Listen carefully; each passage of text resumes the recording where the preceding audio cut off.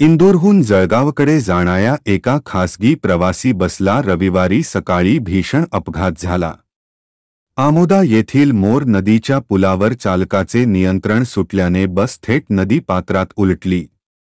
या दुर्घटनेत सुमारे 25 प्रवासी जखमी झाले असून एका महिलेचा दुर्दैवी मृत्यू झाल्याची माहिती समोर आली आहे।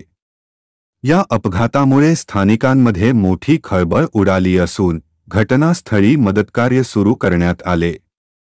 जखमींना तातडीने रुग्णालयात हलवण्यात आले आहे। या रस्त्यावर गेल्या एका महिन्यात तब्बल 25 अपघाताच्या घटना घडल्याची धक्कादायक माहिती उघड झाली असून त्यामुळे या रस्त्यावरील सुरक्षिततेबाबत गंभीर प्रश्न उपस्थित होत आहेत। या पार्श्वभूमीवर रावेरचे आमदार अमोल जावळे यांनी तात्काळ घटनास्थळी धाव घेतली। त्यांनी अपघातग्रस्त बसची पाहणी केली व जखमी प्रवाशांची भेट घेऊन त्यांच्या प्रकृतीची विचारपूस केली। यावेळी आमदार जावळे यांनी रस्त्याच्या दुर्वस्थेवर संताप व्यक्त करत सार्वजनिक बांधकाम विभाग आणि प्रशासनावर जोरदार टीका केली। एका महिन्यात 25 अपघात होणे हे गंभीर निष्काळजीपणाचे लक्षण आहे। या रस्त्याचे लवकरात लवकर सुधारकाम झाल्यास तीव्र आंदोलन छेडले जाईल असा इशारा आमदार जावळे यांनी दिला। या अपघाताची सखोल चौकशी करून दोषी अधिकाऱ्यांवर कारवाई व्हावी तसेच या रस्त्याच्या तात्काळ दुरुस्तीसाठी उपाययोजना करण्यात याव्यात अशी मागणी नागरिकांकडूनही करण्यात येत आहे।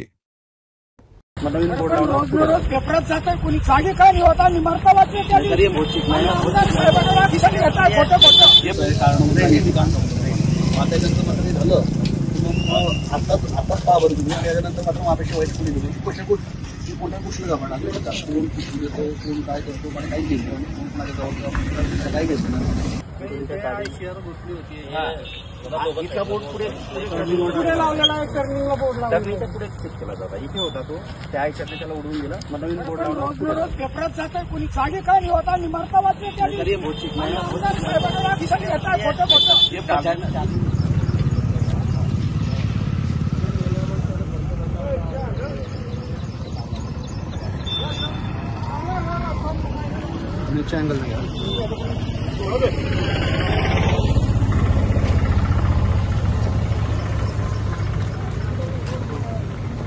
कौन जाना दादा